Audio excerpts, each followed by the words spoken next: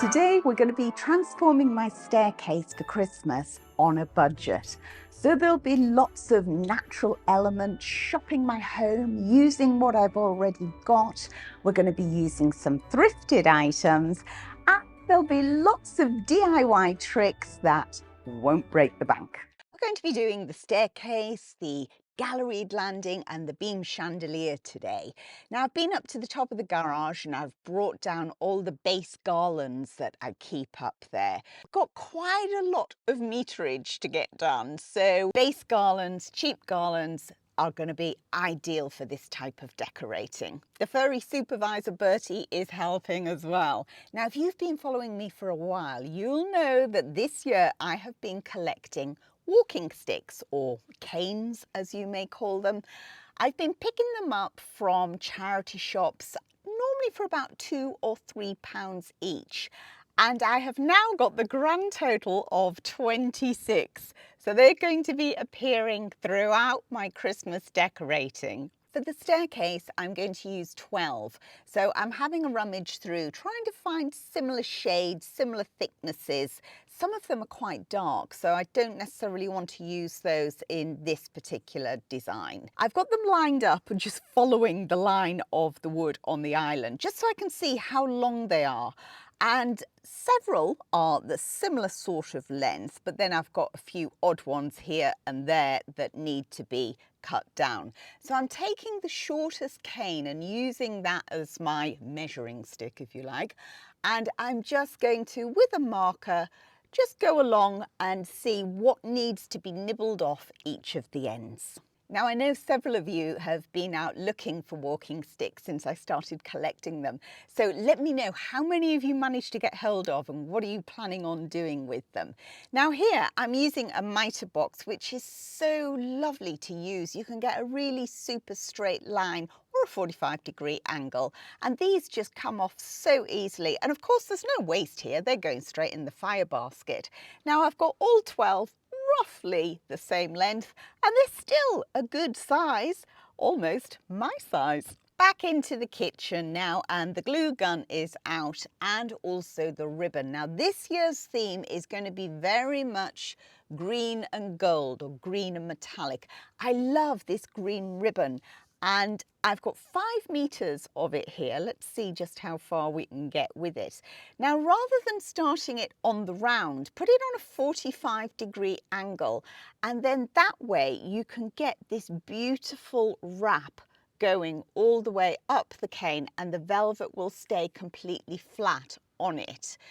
The beauty of doing it this way is that when Christmas is over, you can take off all of that velvet ribbon, and apart from the 2 little ends that you've used some glue on, you can reuse the ribbon.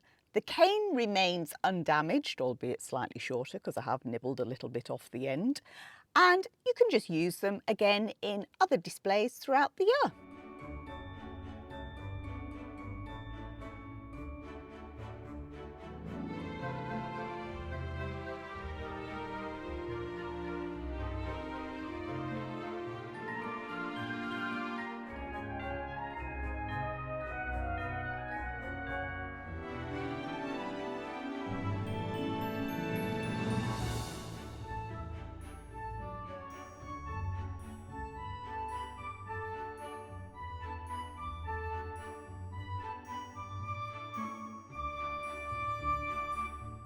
When it comes to the other end, again, finish on a 45-degree angle. Just a little bit of glue at the end. You want enough to make it stick, but not so much that it oozes out and goes onto the velvet.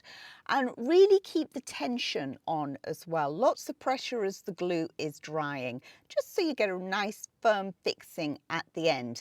And then with sharp scissors, I'm just going to snip it off and add a little bit more glue and feed it just over on that round. You know, we're looking for neatness here, as neat as we can possibly get it, bearing in mind we are dealing with this non-flat surface.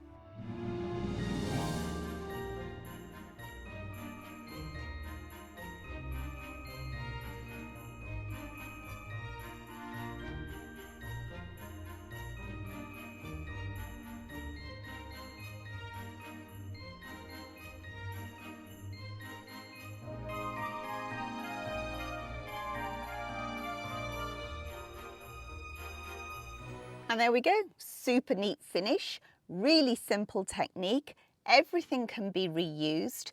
Now 5 meters only did 4 canes, so it does use a lot of ribbon, but of course you can use the ribbon again, as I say. I had this ribbon last year, but it is still available on Amazon, so I'll drop some links below. I've got 15 meters of gold velvet here, so I'm going to do the rest of the canes in that. Here's a quick tip with a glue gun. When you need to load another glue stick, just warm up the end of the new glue stick. Just get it melting ever so slightly, and then with some pressure, pop it on to the old glue stick and it will stick. There you go, just a little tip.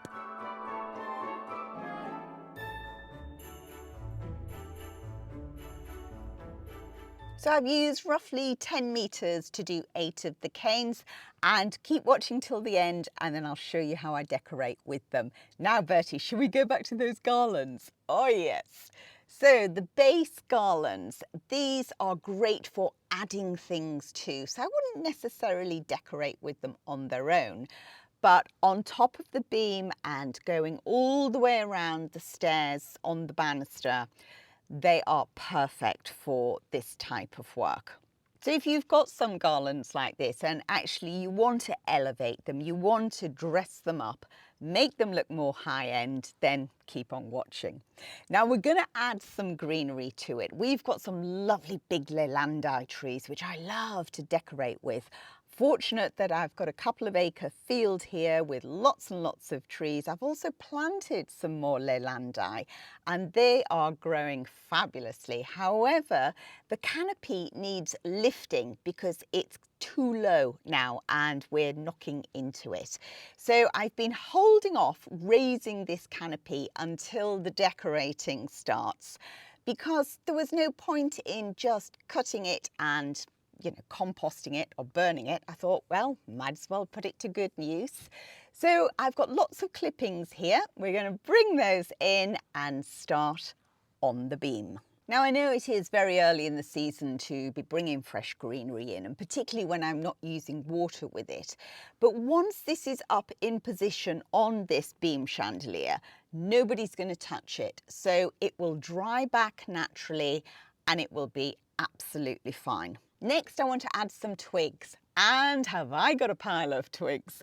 We've had to take a tree down, unfortunately, because it was completely dead. Every part of it will be reused. So all the twigs, all the branches, I've layered up as a habitat pile, so the wildlife can take the benefit of that until I need to use them. And of course, the stump is a fabulous posing podium for Bertie. That boy loves the camera.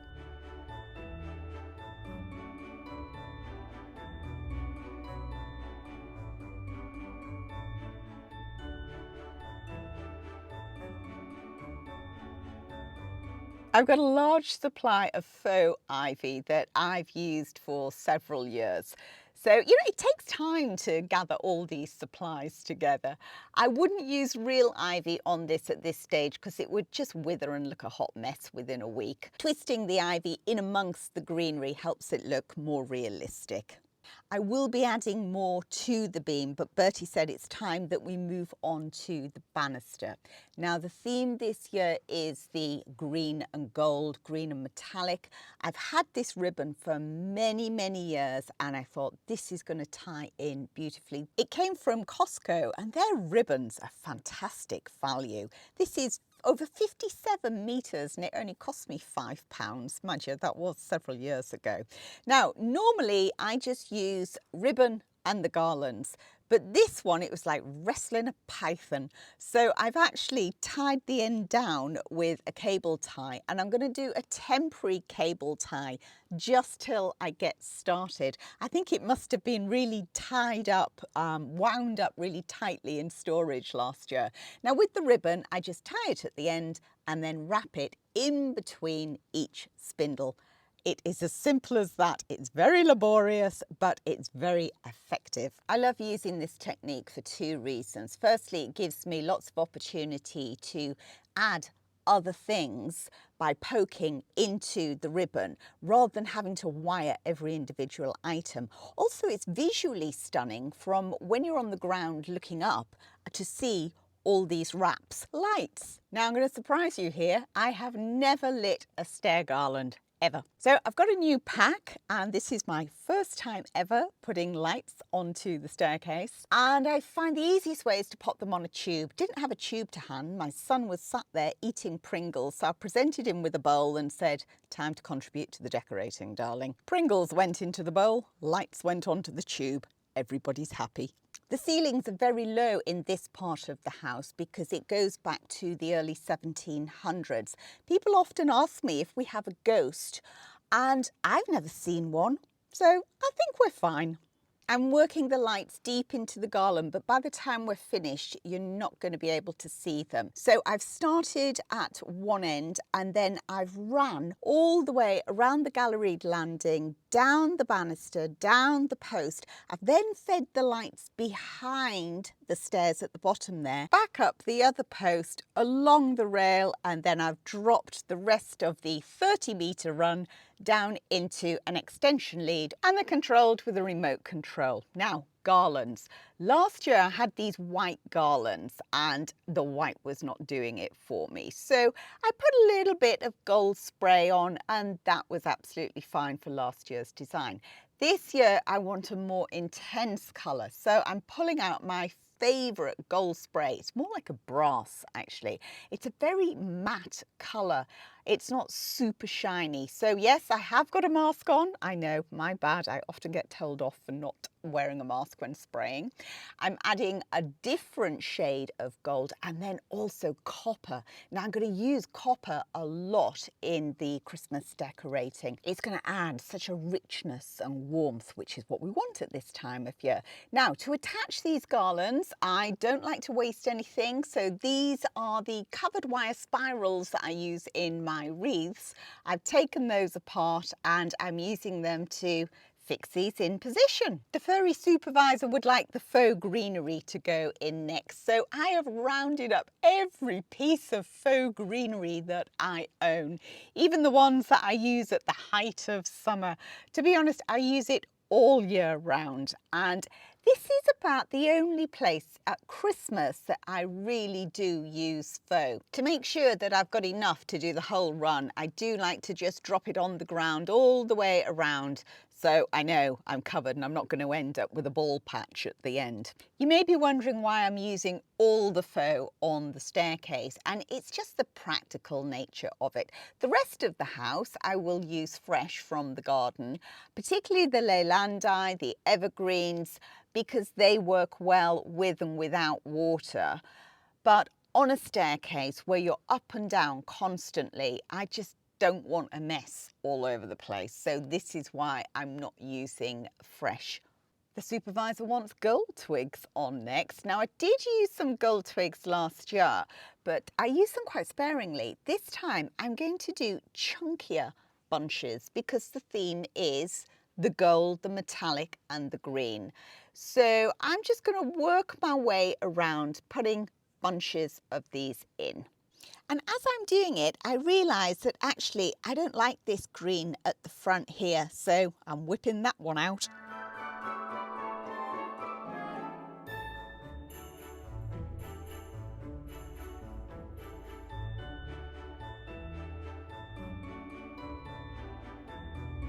I've brought up from the field some more of the deceased tree. These branches are just covered in lichen, which just looks so beautiful. And they're really bendy and floppy, so they give lovely movement to the design.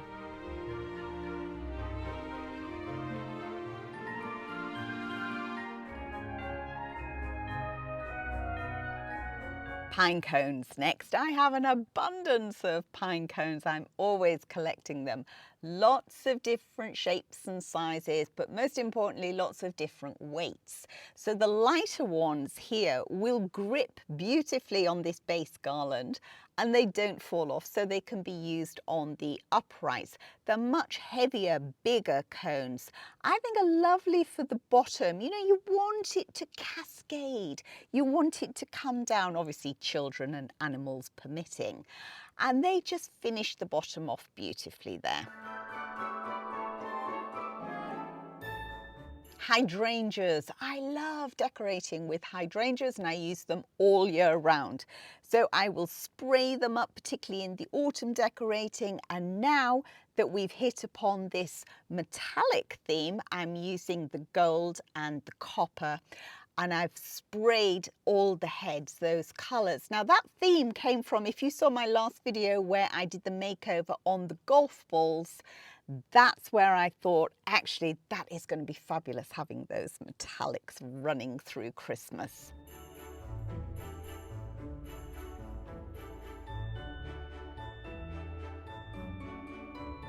Pampas grass. Now last year I used lots of brown pampas grass. I don't want to use brown this year, but I also don't want waste. So what to do? Let's dye it. So I'm going to use a hand dye, a Dylon hand dye, olive green. I've got a big bucket, I've got my dye scissors, my rubber gloves, and I've got a kettle of warm water. Let's see how we get on.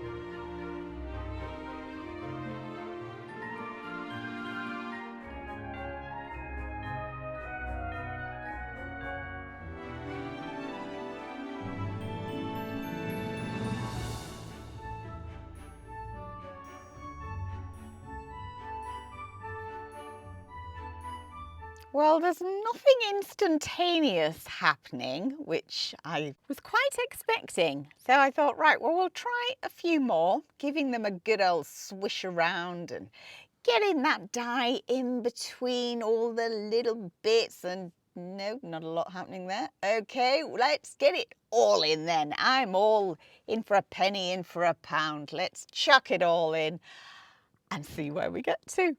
Now, once I did give it, this went on for a couple of hours. I actually weighted it down so it would stay in, and not really much green happening there. Is that I actually put another sachet in and I put green food colouring in as well. Nothing. Oh my lordy me. So this went on the range overnight and wow, hello big boys, aren't you fluffy? This is golden.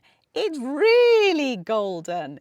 And actually, this colour here is a much better representation. So I know we were going for green, but we've actually ended up with a gold. In fact, it's a dark gold, almost like a brass. So I'm owning it. We have dyed brown pampas dark gold. It just happened to be a green dye. Hey-ho, not everything goes according to plan.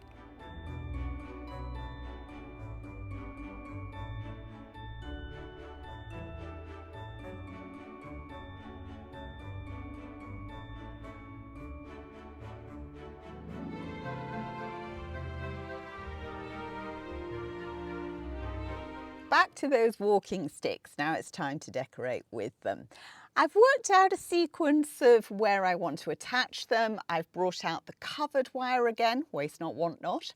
I'm also going to use museum wax. I've got a pen and a pair of scissors just in case. I'm going to work from the floor, even though they're going to hang on the other side, so it's just easier. I'm going to take a dollop of the museum wax and mould it. It's amazing stuff, this. I'll link it below if you haven't got any.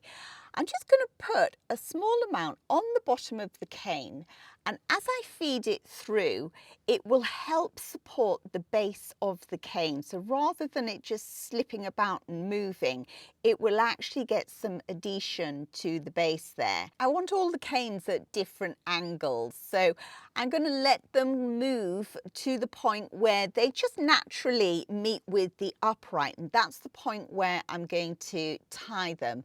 I'm using the covered wire because it's so much easier than using string, and a cable tie is ugly. You could use ribbon, but I find this really practical. Also, with the long tail ends, rather than snipping them off, and then it means I can't use it anymore, I just use the pen to wind it round to create little spirals. This whole design can then come apart. You can reuse the cane, reuse the velvet, reuse the museum wax, and reuse the covered wire.